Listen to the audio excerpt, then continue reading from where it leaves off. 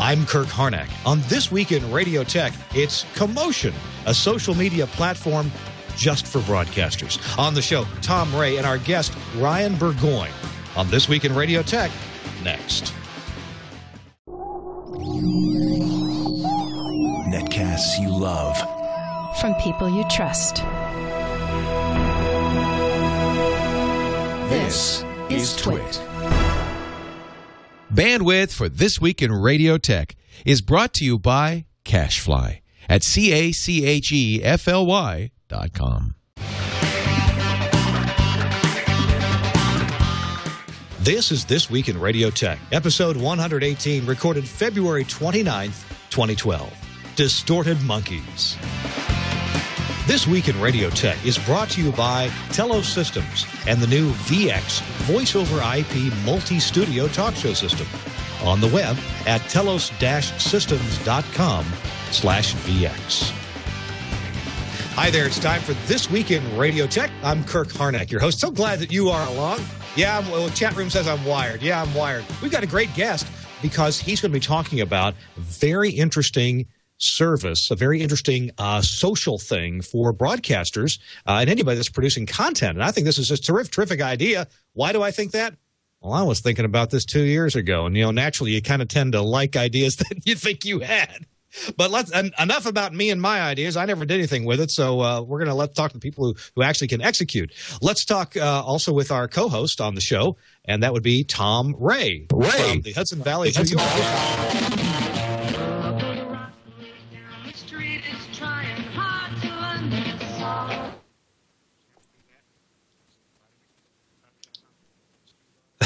Tom, I'll tell you, you are the worst engineer, Tom. We got no mic from you. And distorted monkeys. Now, hey, do we have a show title already? Distorted Monkeys? Tom, I guess you're going to have to get your mic fixed. Still got nothing from you. Nah, nothing. All right. Full screen Kirk, and I get to vamp while Tom fixes his mic audio. And Tom is an engineer, by the way. He really is. He's qualified, mostly. Our show is being brought to you this episode by my employer, and I thank them very much for sponsoring the show. It's Telos, telos-systems.com on the internet. And you want to go there and check out the latest things from Telos. There are some new things at telos-systems.com. We'll hit them in the commercial in just a little bit later on in the show. Right now, though, let's check in with our guest, whose mic I think is working. Our guest is from talking to us from Idaho. And I'll introduce him as Ryan Burgoyne. Hi, Ryan. How are you? Good. Doing really good. Your mic does work. Mic works. That's right. Hey, and it was very short notice for anybody who's watching or listening to the podcast and says, well, hey, Ryan's mic is a little distorted and sounds like it's far away. Look, Ryan agreed at the last minute to be on the show. He's got some really exciting things to talk about. So hey, put up with the microphone being on the laptop. We'll have Ryan back another time sometime and give him a little bit more notice. Ryan, give me the 30-second elevator speech about who you work with and what you do, and then we'll dive into it more deeply in a few minutes. Sure. Basically, I work for a company by the name of Commotion.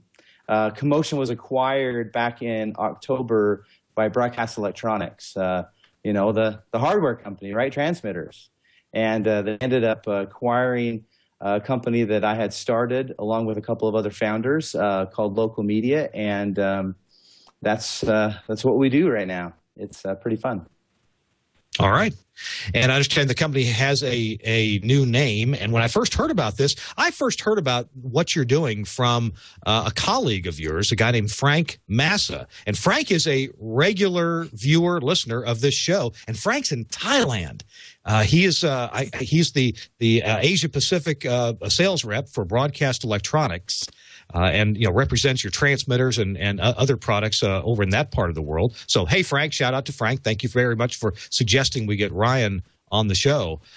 So, I tell you what, we're waiting on Tom to get reconnected here, and I think he will be shortly. Let's jump right into more than the elevator speech about what you guys are doing. And I'll set this up by saying this.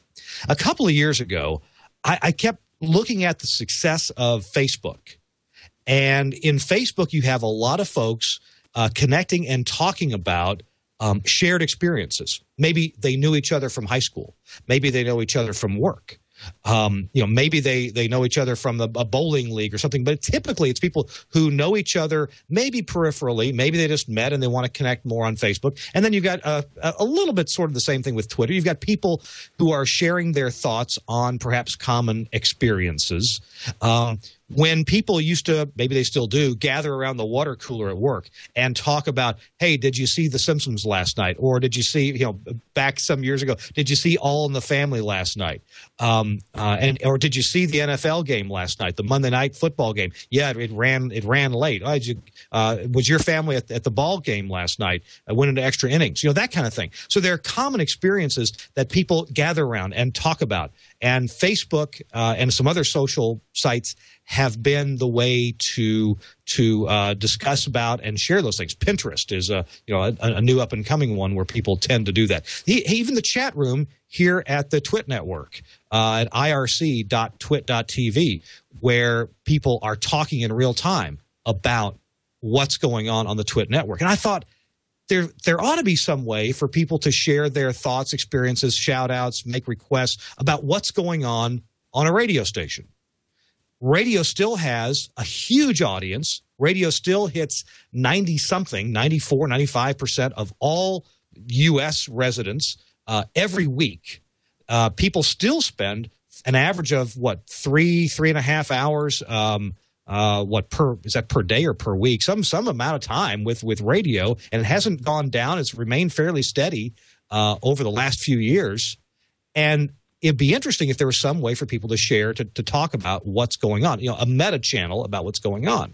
So I thought, hey, wouldn't there be, and of course I'm thinking as a Telos employee, I'm thinking, hey, maybe Telos could make some gear that helps make that possible, and then somebody else does software applications to connect people with chat and requests and I don't know what else. So you guys have kind of got this figured out. And before I go and explain everything that you do wrongly, let me go ahead and have you explain it a bit more, Ryan. What do you think about what I was thinking about, and how does that relate to what you guys at Commotion do?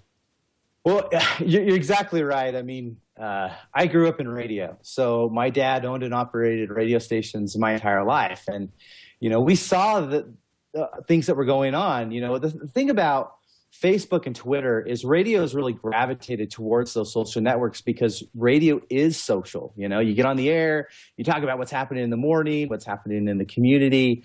It's live, it's real time, it's exciting. And that's why radio has really gravitated towards these.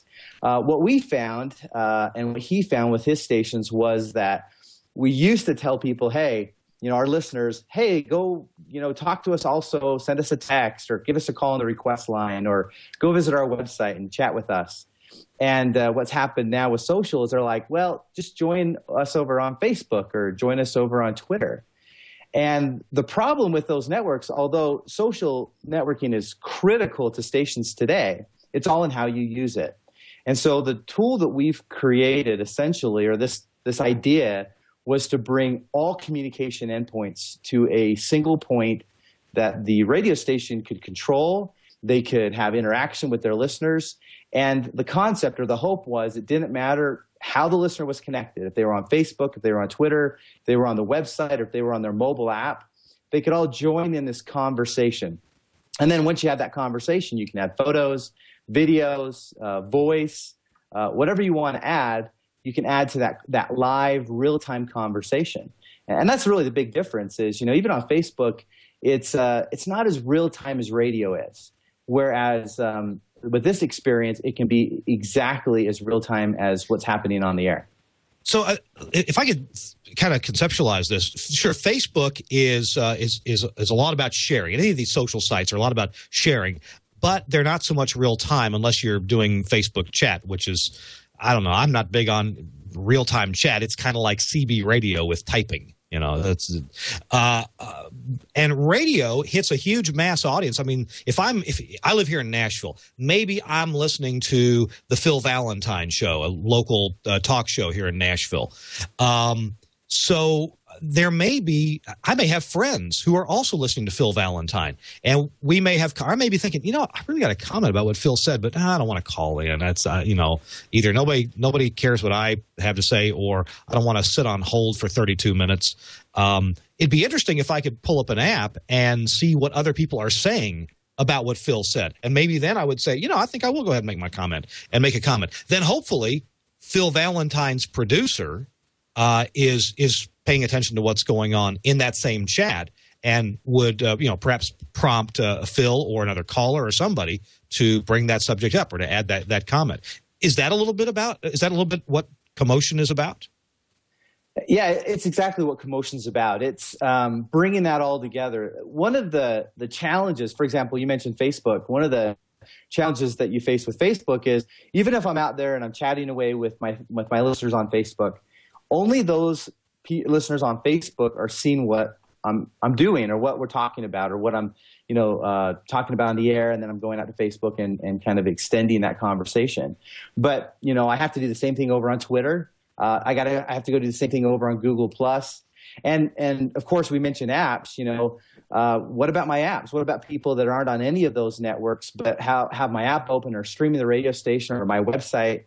How do those guys join in this conversation? And so, on air it's easy because everyone's listening to the same stream no matter where they're at in their car. Maybe they're streaming online. They're listening to it. But when it comes to technology, to come to this online experience, that's where it's a challenge. And it's been interesting because we've seen what happens when a station has taken this concept, of real-time communication across multiple mediums and devices, and they compare it to just the messages they get just on Facebook, for example. And we have a station that typically has about 50,000 listeners that are Facebook fans. They get about 1,500 comments on their Facebook page, whereas with this tool that we have, they're into the 40,000 a month messages compared to 1,500 messages and communications that are happening. And part of that has to do with the real time because it's listener to listener, it's listener to radio, to the control studio. I'm going to have a follow-up question about that in a few minutes. Let's bring Tom Ray. Tom, are you back with us, buddy? I should be, according to the okay. Skype. I have no idea what that was. I shut down the phone call. Microphone came back. I have no clue. How strange. Oh, well, it's Skype. Things. So Tom, you are the director of engineering for a broadcast group, Buckley Broadcasting. You guys have several stations. Tell me what you guys are doing now for listener interaction that's not a phone call, but rather social media. We're using Facebook and Twitter, and of course, you're right. You have to go to Facebook. You have to go to Twitter. We're not really using text messaging right now, but they've tried that in the past. But we do find it valuable. I mean, there are certain things. Dr. Joy Brown, for example, is one that uses Facebook quite frequently on her show, and it's one of those things where. Your example before, you're listening to the guy, you don't know if you want to make the comment. Well, this way, on her show, she talks a lot about relationship issues. And you don't want to maybe get on the air and talk to a million of your closest friends. But you'll put it on the Facebook page, and she'll pick up on it, and she'll answer it. And she won't use your name, obviously. So there's a lot of value to doing things like this. That does seem better and a bit more anonymous than calling Dr. Joy Brown and saying, Dr. Brown, I have a friend who has a relationship problem right now. And the friend is kind of like me, and I know an awful lot about it. Oh, yeah. Exactly.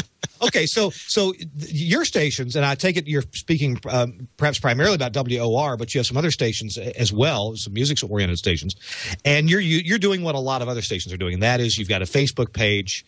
You have a website too, but the Facebook page isn't the website, and the website isn't the Facebook page. So you've got these things that are going that are popular, but they're not working necessarily to build upon each other. Right. Well, and it's interesting. In Hartford, we've got a music station in Hartford, the FM's music.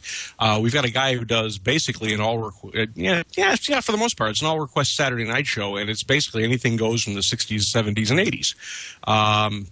He's got a very interesting concept. He brings a camcorder into the studio. He records part of the show on video, edits it together, and puts it up on YouTube every week. So, there are a lot of different ways you can use the different methods of media out there, or the different types of media. And he gets people all the time sit there and they just he's even though everything's on a computer system, he's running the board just like he would have on the days we had carts and we were throwing cart slots in, and he's punching things, and he puts on a show, and not just what you're listening to. So there are a lot of ways that we're starting to use the various types of media out there. So let me now we have that set up. Let me direct this question back to Ryan. Ryan, when a couple of years ago, when I was thinking about there ought to be something like this, and apparently you guys are doing it, it occurred to me, well, but how would I compete with Facebook? Facebook is, somebody's told me it's the third largest country in the world is Facebook. There's a lot of folks on Facebook. Every friend of mine from high school, most every engineer in this business that I know personally is on Facebook. And I'm sorry for you few who maybe watch the show who aren't on Facebook, and I'm not your friend on Facebook. I guess what I'm saying is, how do you draw people away from that incredible draw and sometimes time suck of Facebook to participate in what at first may seem like a small-time affair, this small community of people all listening to the same station somewhere? I guess that kind of worried me. How do you get them to, hey, don't pay attention to Facebook over there. I know it's big. I know it's exciting. But come pay attention to what you're listening to over here. That's a great question. And first of all, I should clarify. With the radio stations that we work with, we help them grow their Facebook and Twitter pages, their fans and followers. And the reason we do is because we want to use Facebook.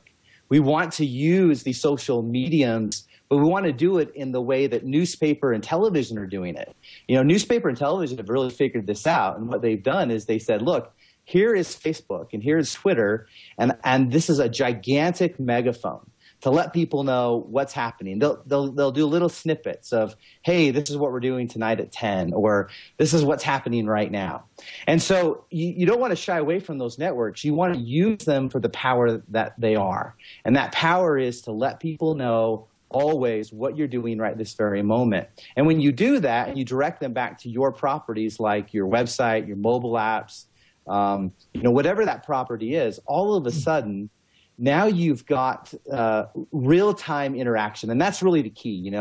It's about this real-time experience, and we just it's been funny because we would have never ever guessed that, for example, this little piece that we built would have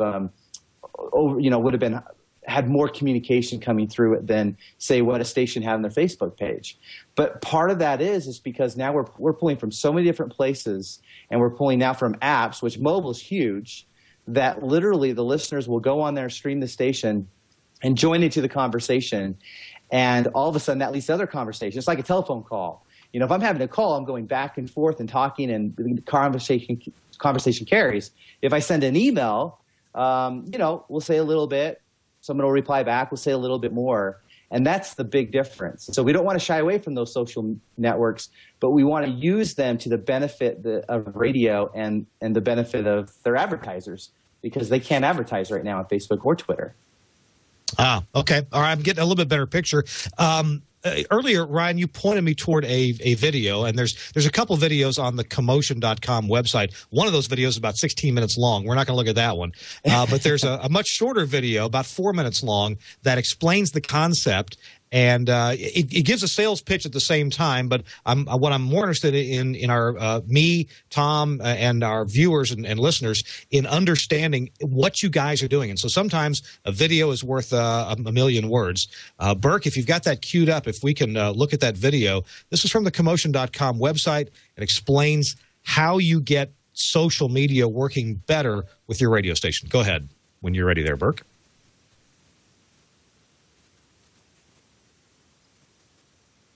From your branded properties, your listeners get pushed. Let me show you. Over the air, we send listeners to our website. But then our website sends them to Twitter. And now it gets really bad. Twitter actually sends them to our competitors. Ouch! In another example, we send listeners directly to Facebook. You're listening to the mighty Y100. Be sure to check out our Facebook page at facebook.com/Y100. We got more. But what about your station's website? What about your brand? What about your advertisers? Introducing Commotion. The Commotion platform allows you to continue to use all your current social networks, but in doing so, brings your listeners and content back to your website and mobile app in your station's unique activity stream. In addition, now your listeners, whether on Facebook, Twitter, or IM, are all interacting with each other. Or listeners can simply interact directly on your website or mobile app without the need for a Facebook or Twitter account. But the best part of Commotion is that you can manage, moderate, and even monetize all of that communication through the Commotion Wall. Created just for radio, the Commotion Wall lists all incoming social communication in a single vertical timeline. The concept behind the wall is that it should be transparent to the operator where the communication originates. The system tracks this for you. When you reply to a Facebook post from within the wall, the response goes back via Facebook automatically. But it also gets shared on your station's website and mobile app as a part of your station's activity stream. Now let's look closer at some of the features of the wall. One of the most beneficial features of the wall is history tracking. Commotion logs all communications and makes the communication history from each listener easily available every time they send a new message. So you can not only thank them for the request they made today, but ask them how the concert was they won tickets to 3 months back.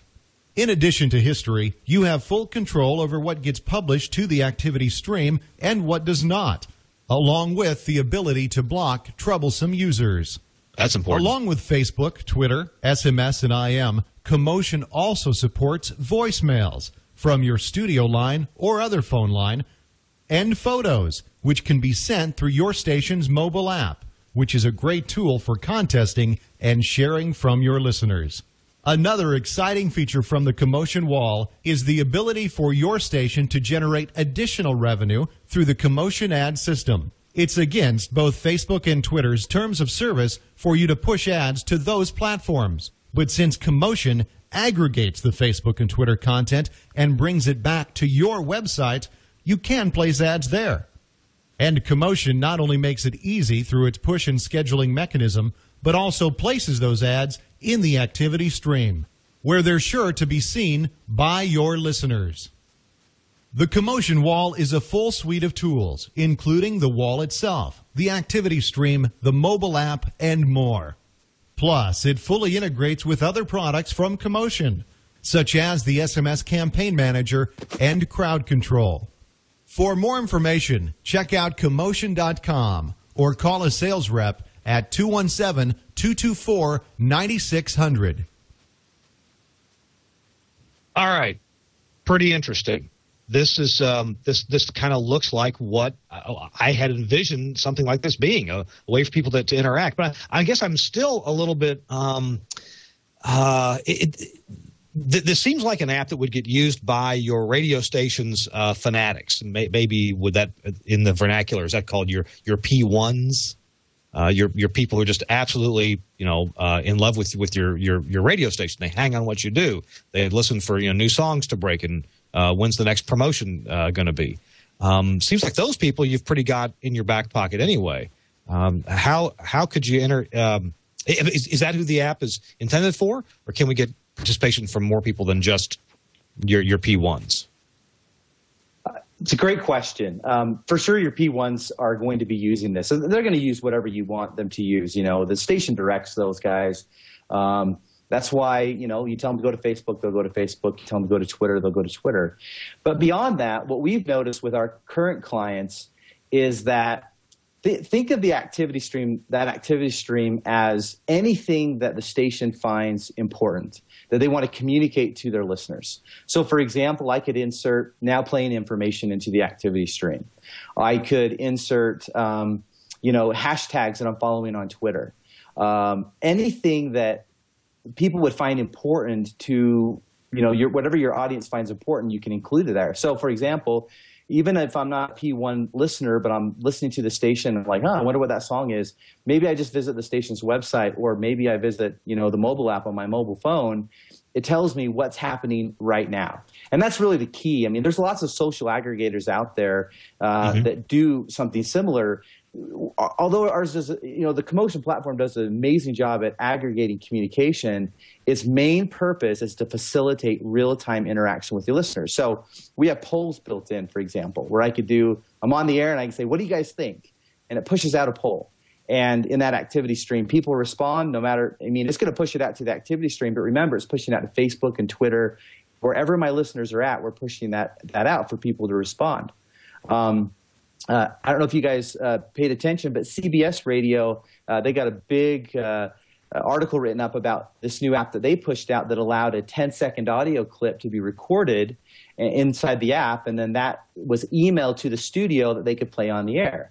This is something that we've done for quite some time, because we look at it as just another communication endpoint that somebody may want to use or the station may want to use.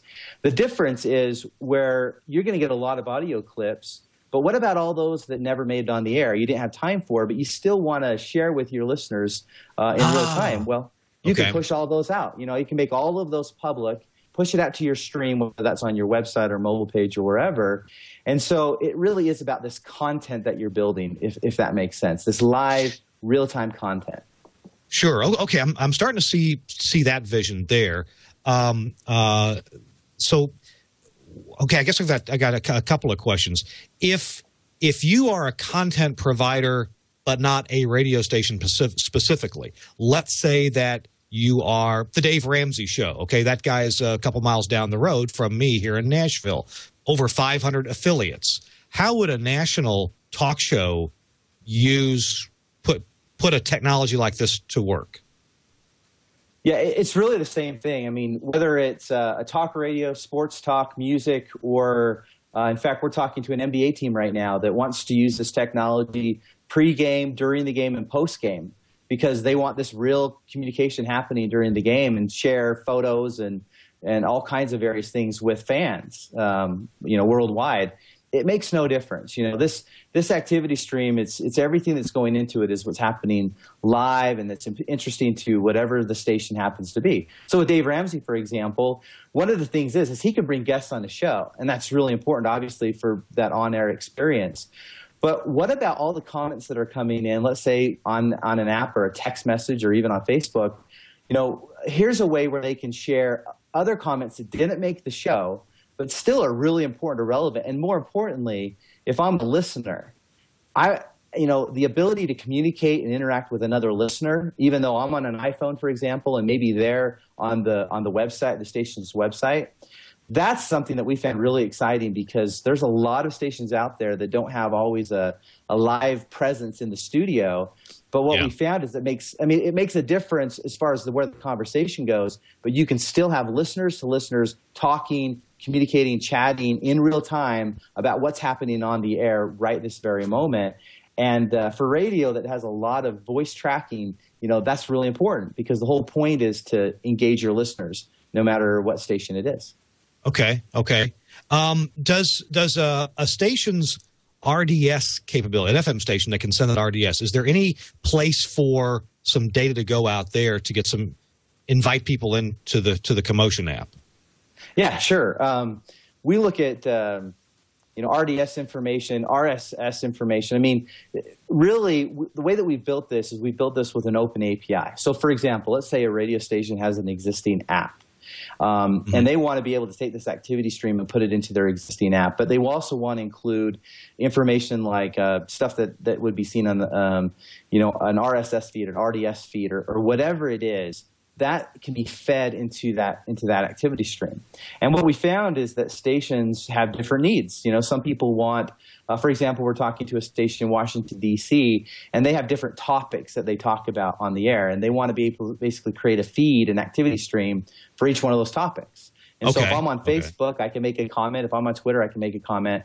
But it feeds this live activity stream. And we talked a little bit about mobile, but the key to radio is that we're finding is that more and more people are accessing these streams via the mobile device. And the real question that radio needs to ask themselves is, there's a lot of third-party apps out there. TuneIn's a great example. Great app. Yeah. It gives a great experience for the radio station, or I should say for the listeners of the radio station. They can tune in. They can, it's a big chance to go to different stations. But the real question is TuneIn owns those listeners, at least on a digital side. They can send a message out to those listeners. They can monetize those listeners. The station has no control over that. And so if radio cares about their listeners, and maybe some of them do and some of them don't, but if they really care about their listeners, they have to give a compelling reason that those listeners are going to download their app. Because if they don't, there are so many other people that will.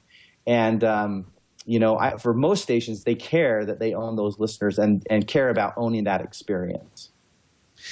So, what I understand that your platform is best used when the station has an app, right? Is that the whole idea, to get somebody to use an app? I'm not sure that I want to do that. Let's say I like to listen here in Nashville to the Super Talk station I mentioned earlier that Phil Valentine is on. But I don't know.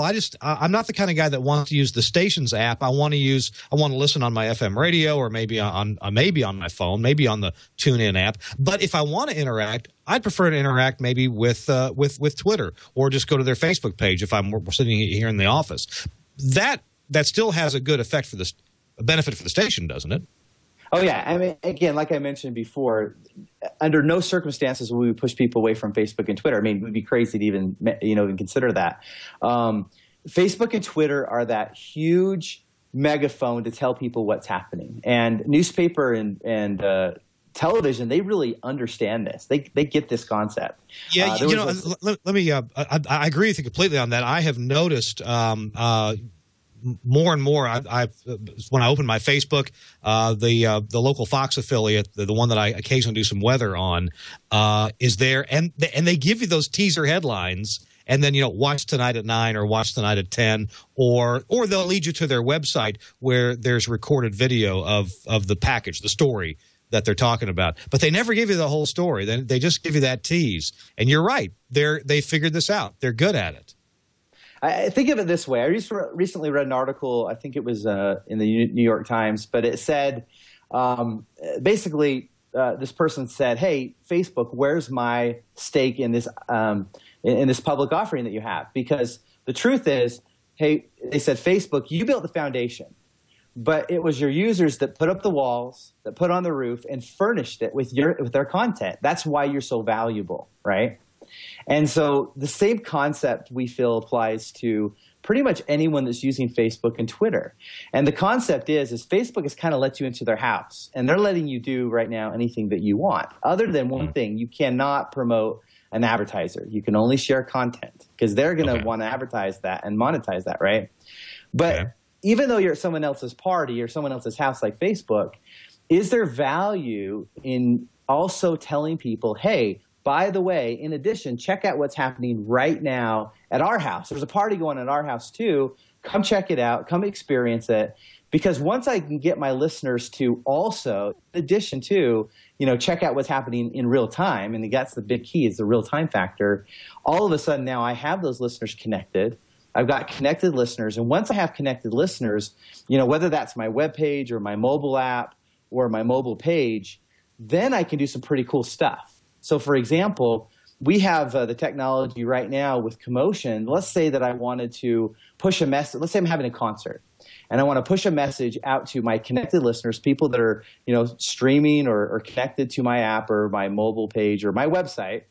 And I want to only send that message when they reach a geographical area.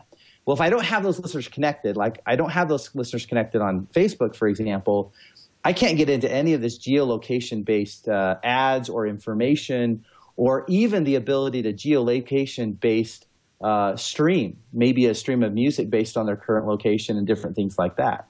So in our opinion, radio has to own their listeners. They have to own that experience. They have to keep them as captivative online as they do on air if they want to have the same experience. And some stations may disagree with that concept and be okay with not owning those. Most, however, that we talk to really do care. Well, I agree that stations would like to own their listeners. But I would also say that in this day and age, most people don't want to be owned. They have, it's just like selling. You want to introduce something to somebody or explain a concept, but nobody likes to be sold. People do like to buy, right? So it's true. People love to buy. They don't like to be sold at all. So how do you? You've used some kind of inside baseball terminology. Your stations want to own their listeners. Well, we do. But the listeners, we would never want a listener to think of themselves as being owned. They have a free choice to listen to us, and we want to provide compelling content, both on air and in other media, other ways of getting that content to folks, to where that they want to stay with us, that we're the place that they tend to go to over and over and over again. I was just thinking, Ryan, and maybe Tom will have a comment about this.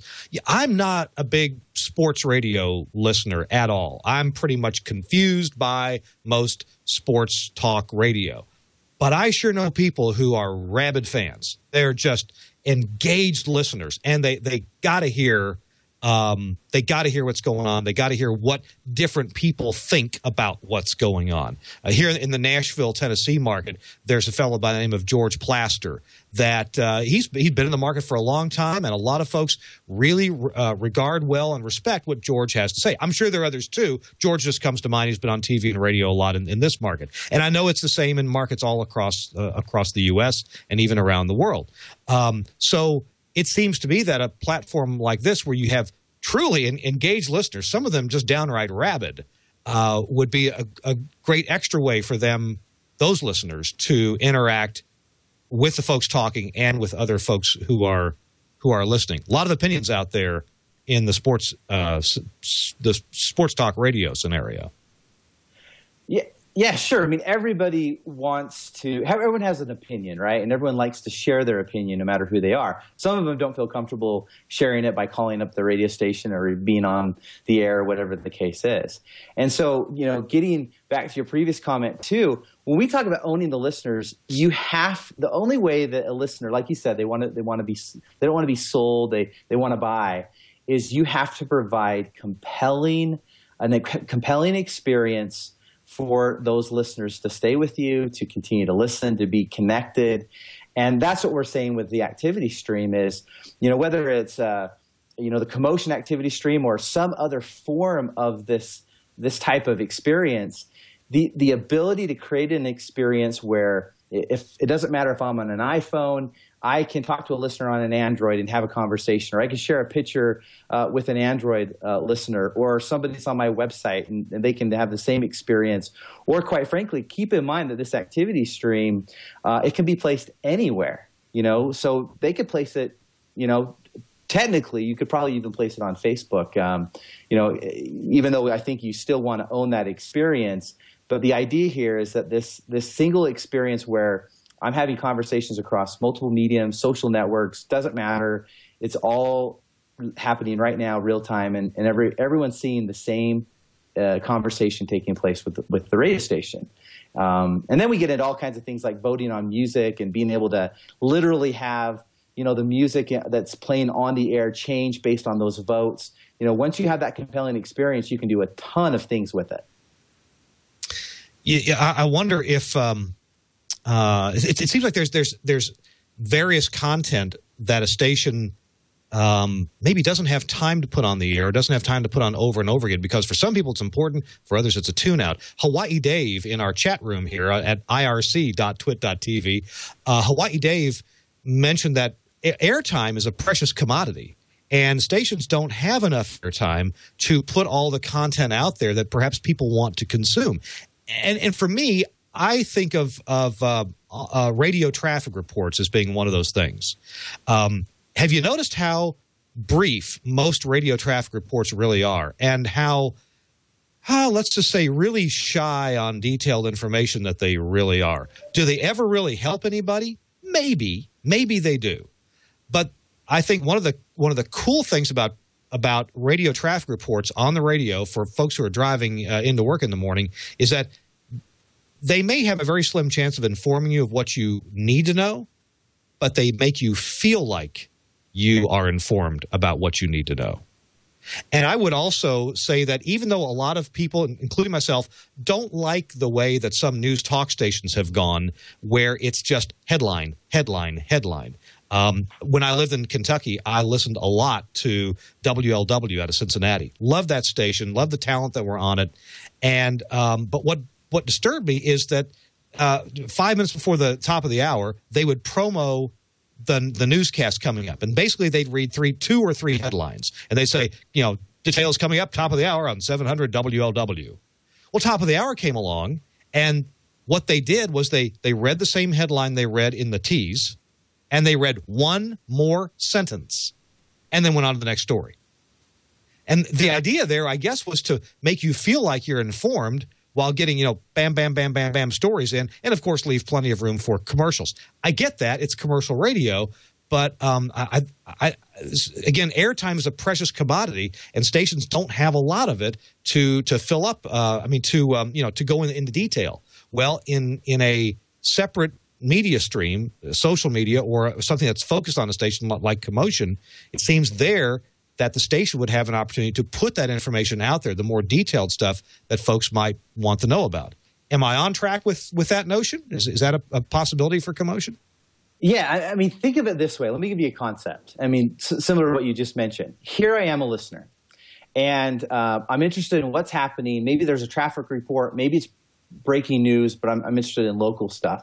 But let's just say for this purpose, let's say it's a traffic report, right? So I open up the station's app. I know we know exactly where this listener is. We know the geographical location of this listener. What if I could push information in real time to that listener based upon their current location, right?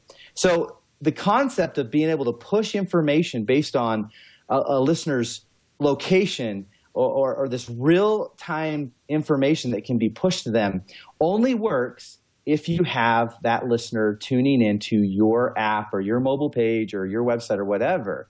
And that's kind of the point, is if they're tuning in to say TuneIn, or they're tuning into some other third-party app. I'm not saying that those are bad experiences. They're not. They're actually very compelling.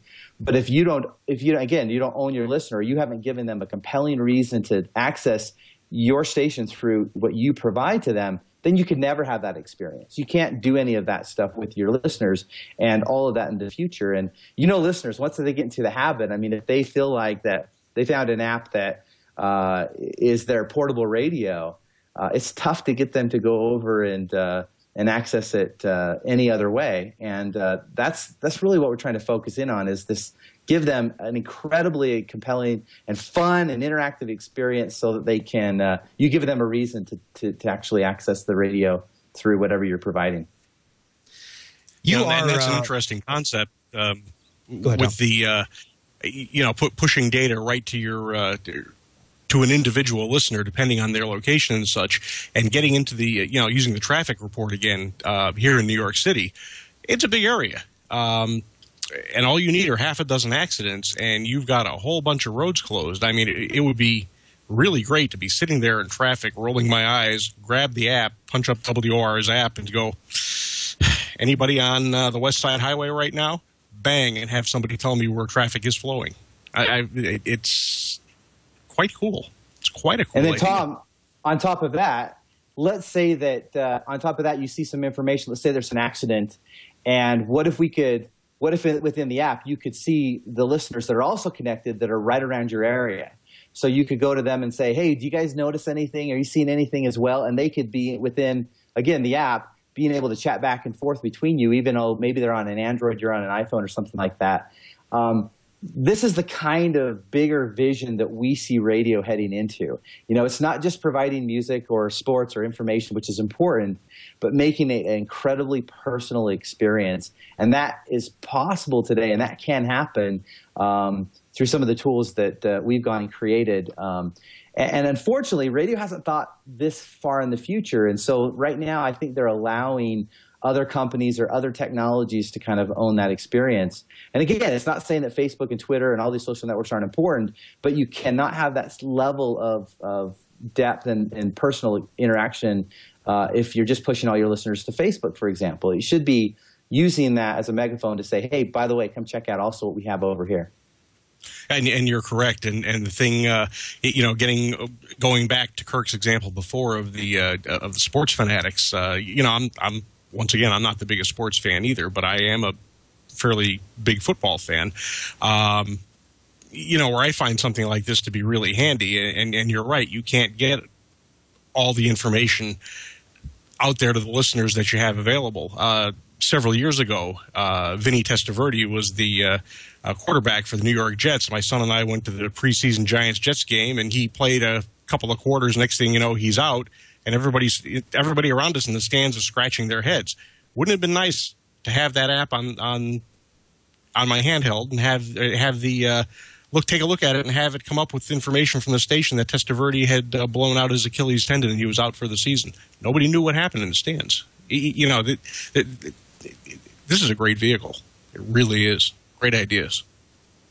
Yeah, it's sometimes difficult to explain the bigger vision of this activity stream or Commotion and why it's important, especially with all these social networks that are coming out and they're popping up, and because social network like Facebook is so important, and again we really push the importance of it. But if radio can do it right, if they can grasp the opportunity, I look at Facebook and Twitter as an opportunity to as this huge megaphone to push people back to this live, personal, one-on-one, but also many experience that currently you can have by bringing it all together into a single real-time application or mobile page or whatever it is. And not only that, but it also would allow you to, sometimes the activity on the app, and we see it sometimes here with the show on the IRC page. Sometimes the show over there is better than what we're doing, and we feed off that. And if the guy in the studio can start feeding off of that information, I mean, real blunt, you have a better show on your hands, and you have a better presentation. And even if you have a listener who doesn't have the app, they're probably going to be more apt to go, this guy's really interesting with what he's doing, and hang around for a while. Yeah, we've talked a lot about the listener experience, but I don't want to. I think equally as important is what happens in the studio. One of the things that we provide stations is this control panel. I mean, think of it like mission control, where you're seeing everything that's coming in. And we have a great example. Let's take a Twitter hashtag. So let's say that a station, say it's a talk station, news talk, you're following breaking news in a particular area. Well, you may be following several hashtags that have to deal with breaking news. All of that content may be coming into this central control panel, along with all the other content from the listeners and photos and audio clips. But you're not making all of that public. You're not pushing that out to the listener experience. But all of a sudden, let's say something does break, and you're trying to sort through what's important, and you're going to go and make public or push public the things that you think listeners are going to really care about at that moment. Trying to sort through it. You're almost sorting through the important information. Again, there's a reason to download or tune into the website or go to the app, the station's app, because they know this is the place that they're going to give the most updated, real-time information possible for what's currently going on, and it's being sorted through, and the station is the kind of the control center to figure out what is important and what's not. Same thing with photos on like a breaking news situation. I've got listener journalism where I've got my app. It takes photos, it pushes it back to the control panel, the Commotion control panel, and the station can determine and say, let's push these out to all of our listeners wherever they're currently at, because this may really help them in this particular situation. So you can monitor that and you can determine what's important. So there is a lot that's happening at the studio side and the studio level as well. Ryan, we're going to take a quick break here, and I want to remind our viewers and listeners that this is This Week in Radio Tech. I'm Kirk Harnack, your host for the show, along with Tom Ray in the Hudson Valley of New York, the VP of Engineering for Buckley Broadcasting and the engineer at WOR Radio. We're talking with Ryan Burgoyne, who is with Commotion on the web at commotion.com. This is a way of connecting listeners in a social media setting with your radio station very intimately and giving them more content interaction than they would have had without it. And to me, it looks pretty compelling. We're going to ask some more questions about that coming right up. But right now, I want to tell you about our sponsor for this show. It's the folks at Telos. It's telos-system.com on the web. And I want to tell you about a phone system that we've really been working it hard with out in the field, putting into more and more radio stations, both small stations and some pretty large facilities. And this is the Telos VX. This is the first on-air phone system for broadcasters that is entirely based on voice over IP or SIP trunking. We have a quick look here at the website. There you see the basic setup for a Telos VX system. There's a VX engine, and all that's on the back of a VX engine, aside from dual redundant power supplies, are 2 Ethernet ports. One of those is meant for the WAN side, that is the SIP trunks, and the other is LiveWire. It's meant to connect to all the devices in your radio station, your audio consoles, audio nodes, if you don't have Axia consoles, and to the VX phones. I've got one. Hey, I think we showed this a couple weeks ago. Of course, the cord's too short. Okay, we'll look at it from the website. Sorry. How embarrassing. The cord's too short here on my desk. I can't show it to you. I've got a Telos VX system here in my office, and it only took it was under half an hour to set it up. Now, granted, it was a pretty simple setup, but I got a couple of SIP trunks off of the Telos SIP PBX in Cleveland, Ohio, brought them to my office here in Nashville over the public internet. And I had Joe Talbot, who's been a guest on this show before, to configure my SIP appearances up in Cleveland, the availability of them with the passwords and everything. And then I program them here on my Telos VX system. And I've got, just arbitrarily, 7 lines coming in here. I could take 7 phone calls right here at my desk. Okay, I can't. But don't have them wired up to a console yet. But it's just amazingly how simple this was. No physical phone lines, no RJ11 jacks and dial tone and battery and all that kind of stuff. No T1 circuits. And in fact, in my situation, I don't even have a gateway device that would translate PRI or T1 or POTS into SIP. I'm getting SIP right off of Telos in Cleveland, Ohio, over the public internet. Does it work? It works great. I've been talking on this thing. I can dial into the anywhere in the world and onto the Telos conference bridges. So I can conducting business on this Telos VX system. Well, it's also meant for broadcast. So we'll put these callers on the air through Omnia audio processing. They really will sound fantastic. Big broadcasters in a number of major markets are using the Telos VX system, and some smaller markets as well. I want to show you one more thing on that website. Burke, if you'll scroll down, we're just now introducing a couple new telephones that work with the Telos VX, and they also work with the IQ6 phone system. These new phones are the the VSET 6 and the VSET 1.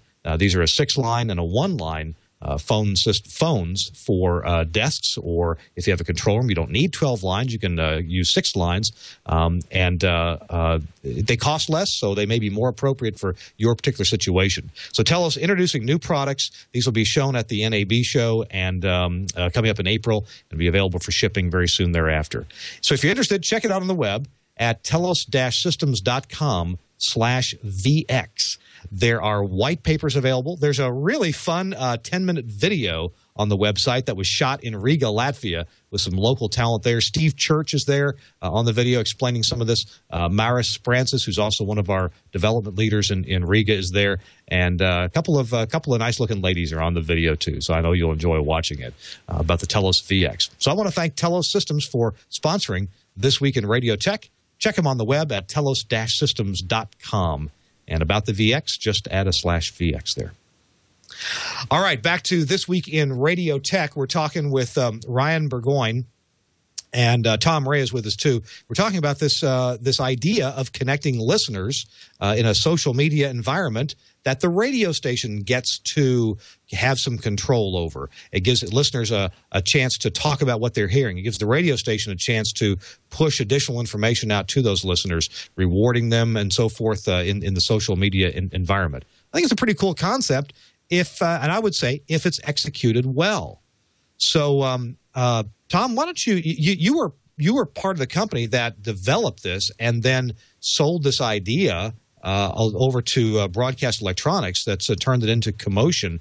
What were maybe a couple of the interesting challenges that you discovered along the way and you thought, man, we got to solve this problem, or it'd be really cool if we could add this, and you did. Tell me about the development of this from your concept to where it is now.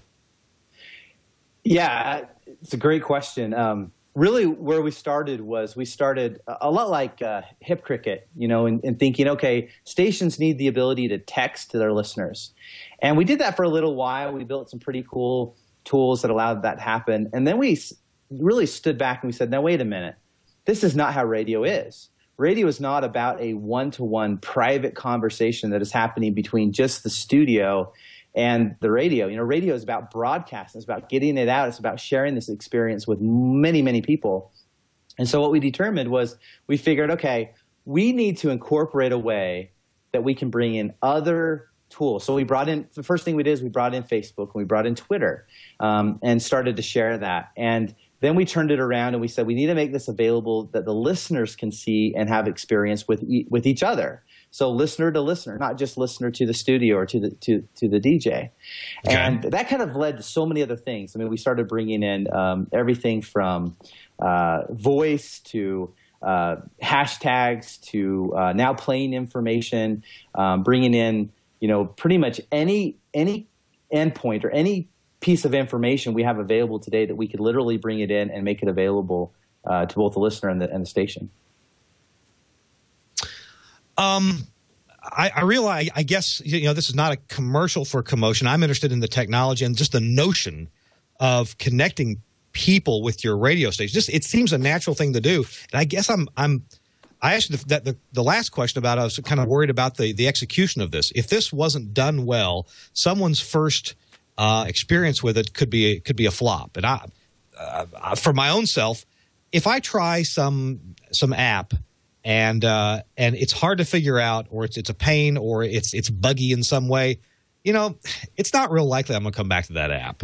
A friend of ours, Greg Oganowski, has been on the show a couple times. He's got this app called Streams Plus for iPhone and for iPad. And it's a slick app. I like it. It looks and feels really nice. It has the whole iDevice feel about it, and it sounds really good. But there have been plenty of other tuner type apps for radio stations that just haven't felt good. And there's been station apps or station pop-ups or flash pages or boxes that can pop up on your computer that also just feel kind of cheap and cheesy. What are you guys doing to make sure that a listener's first experience with your app feels good? Yeah, I mean, that's a good question. I mean, first of all, we do provide an app for stations that don't have one. I mean, really, for us, it's about that activity stream, that experience. But it's funny because you do have to be committed to wanting to reach out, wanting to interact, wanting to have this experience with your listeners. I mean, let's face it. You're going to get out as much as you're going to put in. And for some stations and some owners in radio, they really understand that they're not just competing with the station down the street anymore. They're now competing across everything from Spotify to Pandora. They're competing against other experiences that are really they're competing for people's time, their listeners' time, attention. And so you do have to have something compelling, and you have to be equally willing to communicate back. And we had a few stations that, quite honestly, weren't committed to this level of interaction, and we had to tell them that they're probably wasting their money, and until they're ready, they probably shouldn't be doing this, because they've basically said, hey, knock on our door, talk to us, have this experience, and then they weren't doing anything back to that listener. And it's funny, we watched these listener communication, and it would start off by saying, hey, this is so cool, and then they'd be like, hey, are you guys there? And then they'd be like, oh, I hate this. So they went from something that they're like, this is great, to I hate this. It was hurting them because they weren't willing to reply back. But that applies to Facebook and Twitter as well, right? If you don't feed the conversation, people just leave it because they don't think you're interested. So that leads me to a question I was going to ask earlier. How can a platform like this work for a state? Let's say you've got a lot of stations in this country that have, even in bigger markets, where you've got a live and local morning show, and then everybody's out the door, or they're voice tracking for other stations for the rest of the day, and there's nobody in that studio. Just a couple weeks ago, we were in Tampa, Florida, did a live show there at the Cox Media Group, and I mean, this is an active facility with a number of radio stations in it, and yet we went into one studio after another that had nobody in there because they had local live morning shows, maybe an afternoon show, but then evenings were voice tracked. I'm part owner of some radio stations. We do local live morning shows on a number of them, but we're voice tracked the rest of the day. How can we? Is there some automatic interaction we can have? How can we feed the beast, the social media beast, and give folks an impression that we're here and we care when in fact we're out selling ads? Yeah, right, exactly. I mean, that's the whole point of voice tracking, is to have the appearance that we're here when we're not. You don't want the listeners to know that we don't care enough about you to talk to you or have this experience. It's why voice tracking has become so successful. So that's really why we built it the way we did, where we have an activity stream. So even when someone's not in studio, first of all, I've got listeners that are going to communicate and interact with other listeners, right? And I'm not just relying on one platform like Facebook. I have Twitter out there. I've got, of course, my app communication that's happening, and my mobile and my website. So, I've got a lot of different areas these listeners are communicating. But for example, I may want to bring in breaking news. I may want to follow certain hashtags in Twitter. I mean, the point is that when I open up an app, my experience should be something's happening right now. When I open up an app, there's the now playing song. It just played. I get to explore that. Oh, look, there's something that, let's say it's an artist and somebody just tweeted something about a particular artist that the station, really cares about. Maybe it's a country artist or something like that. Or maybe it's breaking news. The point is that if they open up your app and they feel like this is live, it's not dead, it's not static. That's really the key. And so many apps out there, we've seen it. And again, we're not an app provider. We just want to provide this experience inside of an app, because there's so many apps out there that when you open it up, you get the impression that this is dead. You can listen to the station, but beyond that, what else is there to compel or to interact or even to feel like something is live, like versus on air, On air, we feel like something's happening right now. And so many apps out there for radio stations don't do that. And that's why we feel so strongly about this activity stream.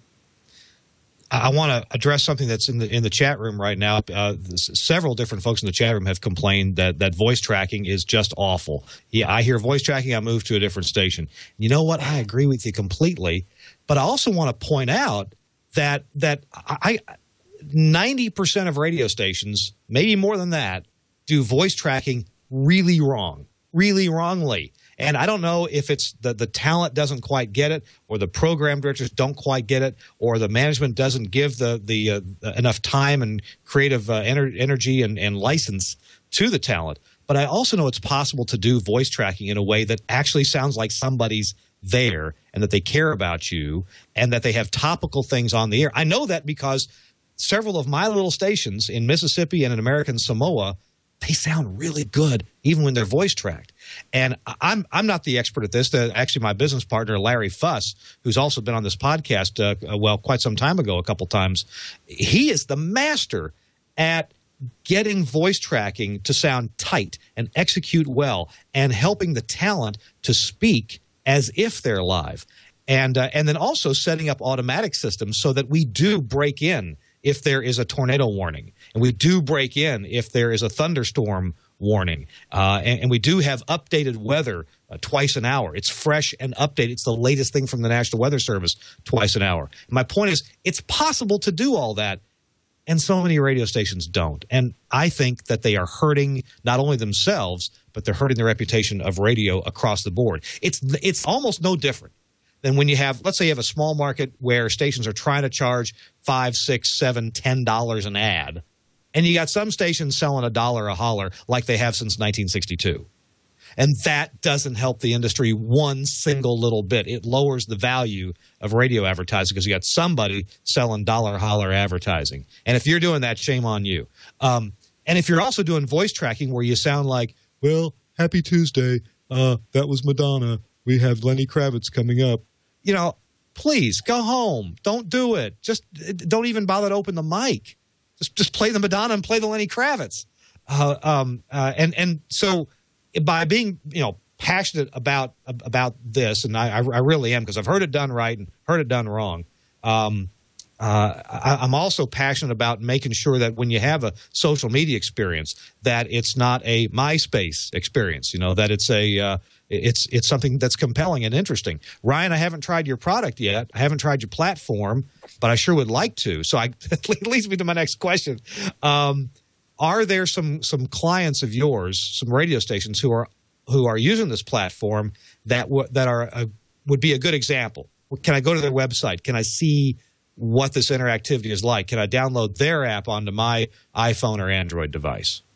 Oh yeah. Probably the one that would display the best is if you go to kfwr.com. That's the ranch. They're out of Dallas-Fort Worth, Texas. And they've really done it right. I mean, we work with all of our customers to help them do it right, but these guys have pushed it like crazy. If you go out to their website right now, you basically see live what's happening live, all the various communication endpoints that are coming in, and that's on a widget that we provide for them. So you can download their app. They've got an iPhone app out there. We just recently rolled out a brand new version last week. They'll be one of the first that get it.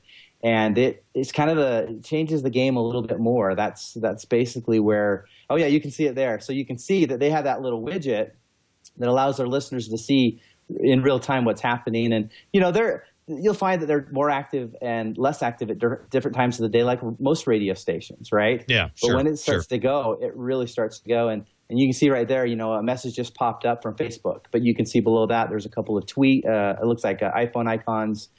There's a mic icon from the DJ itself. And again, this is just one area that they're viewing the activity stream.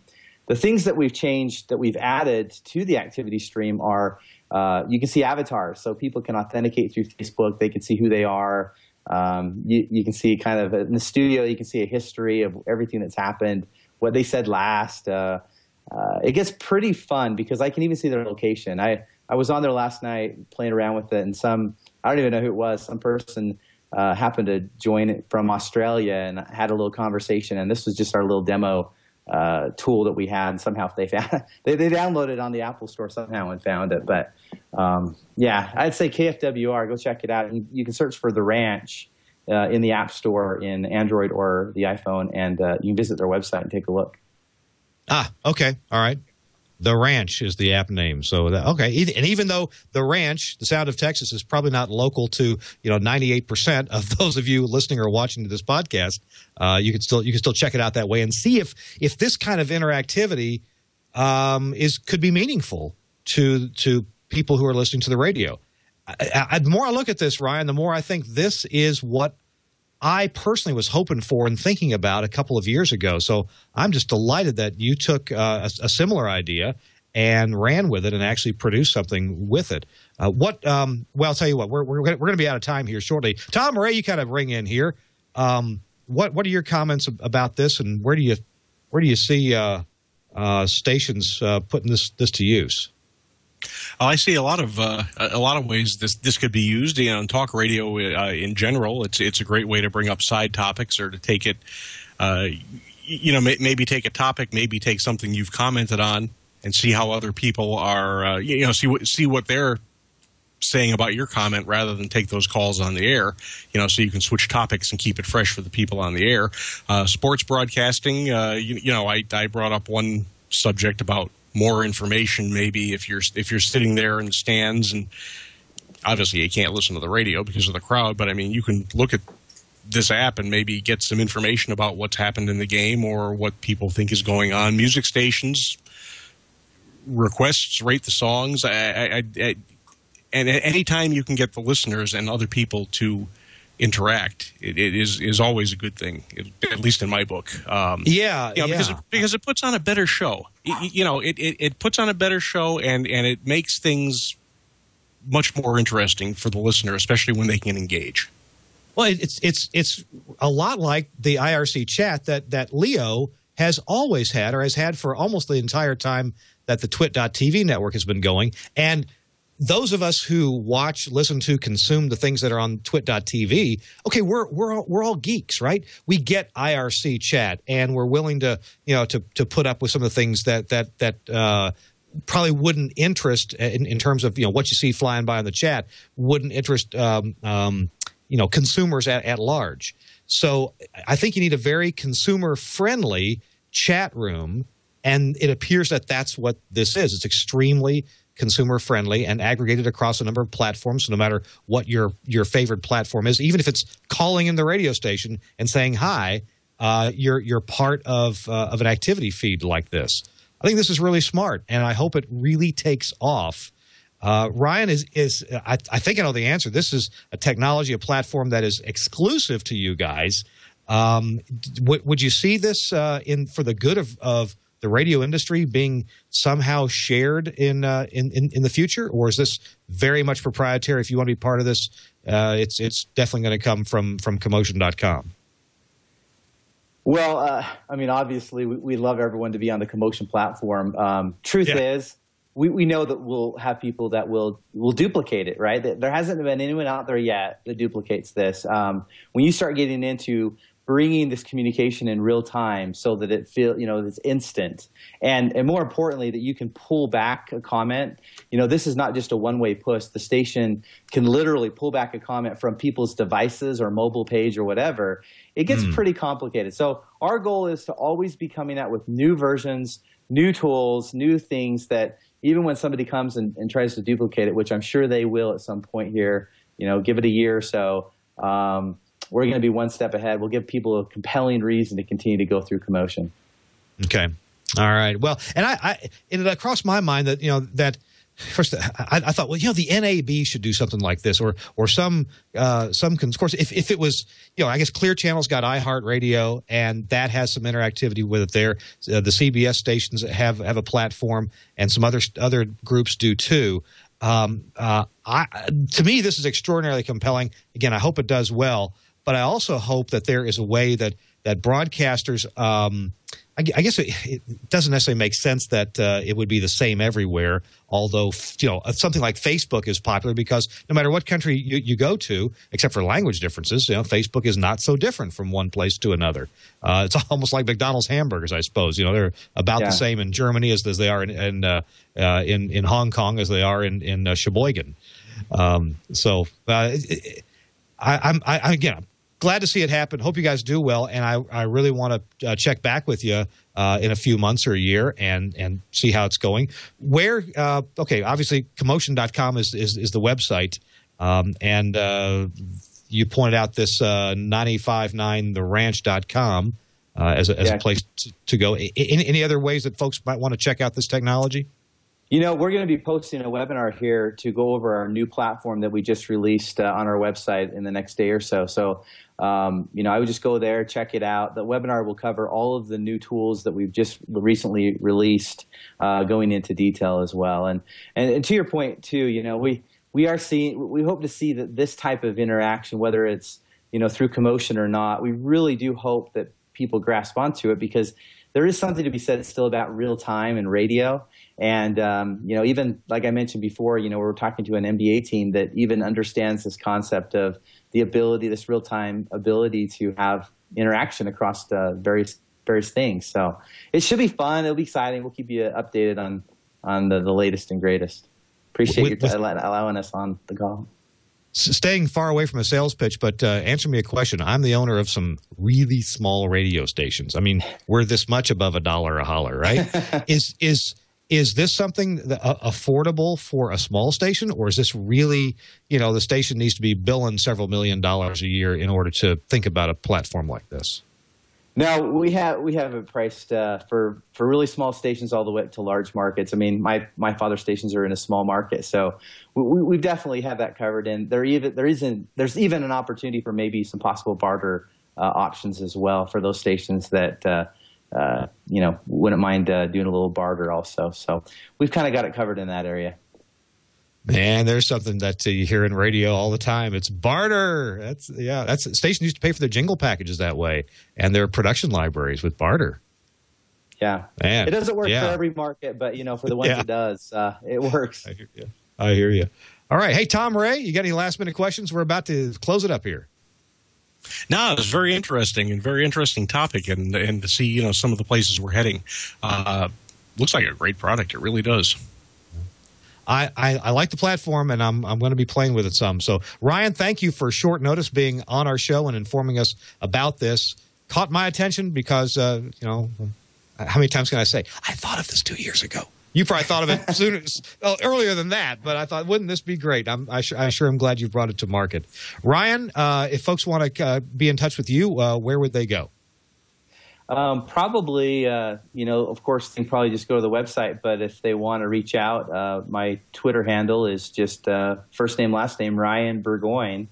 And you can, hit me up on Twitter as well. So. All right. Sounds very good. Thanks a lot. And thanks very much to our sponsor, Telos Systems, my employer. Thanks for sponsoring this show, maker of the Telos VX phone system, the phone system that connects directly to SIP trunks. So you can put VoIP right on the air. There's a lot of advantages to that. You'll hear about more of that in the weeks and months to come as more stations get the Telos VX system on the air. So thanks to Telos very much for sponsoring this show.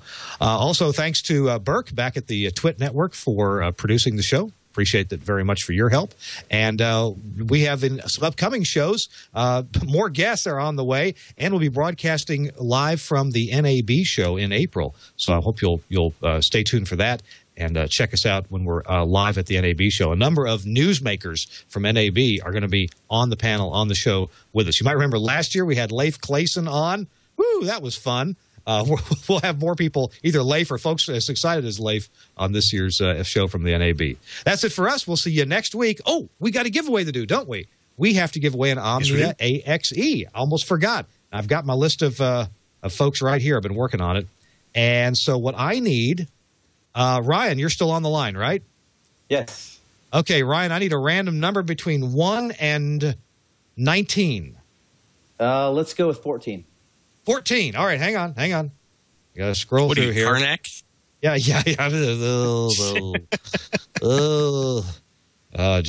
Hang on.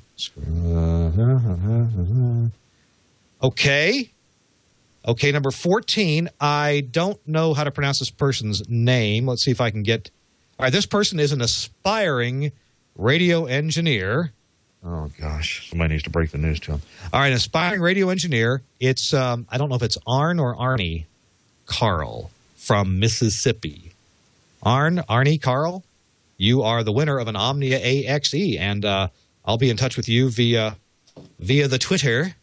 And we'll get you your Omnia AXE. Omnia AXE is software, runs on a PC, Windows or XP, Windows 7 or XP platform that does audio processing and encoding of your stream. And so you can then stream audio out with that way with Omnia AXE. It's about a $500 product at list price. So, Arnie, congratulations. We'll be in touch. We're going to see you next week. I was going to say, unfortunately, he's kind of stuck with radio. He's got two first names. Perfect. It's perfect. Two first names. That does it, doesn't it? We'll see you next week on This Week in Radio Tech. Bye-bye, everybody.